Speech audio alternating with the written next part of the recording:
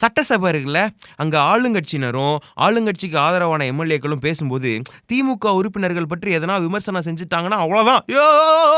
அப்படி சொல்லிட்டு பயங்கரமா ஒட்டுமொத்த திமுக எம்.எல்.ஏக்களும் கூச்சல் போட்டு அப்படியே அமளியில ஈடுபடுறது வந்து ஒரு வாடிக்கையான விஷயமாக ஆயிடுச்சுன்னு வச்சுக்கங்களேன். இப்போ திமுக உறுப்பினர் பழனிவேல் தியாகராஜன் ஆங்கிலத்தில பேசியது அதிமுக ஆதரவு உறுப்பினர் கருணாஸ் எம்.எல்.ஏ அவர்கள் என்ன பண்ணியிருக்கிறாங்க, விமர்சிச்சிருக்கிறாங்க.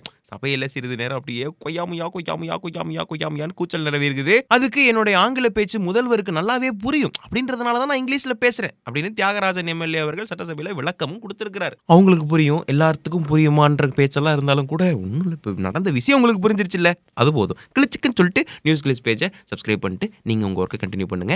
அடுத்த வீடியோல பார்க்கலாம். ஆர்எஸ்எஸ் எங்களுக்கு அம்மா மாதிரி. அம்மா பசங்கள்லாம் வளர்ற வரைக்கும் நீங்கள் நல்லா வளருங்க, வழிகாட்டுறது இதெல்லாம் பண்ணுவாங்க. ஆனால் இன்று ஒவ்வொரு இயக்கமாக வளர்ந்து அவர்களுக்கென்று தனியாக ஒரு அமைப்பு ரீதியான செயல்படுதல்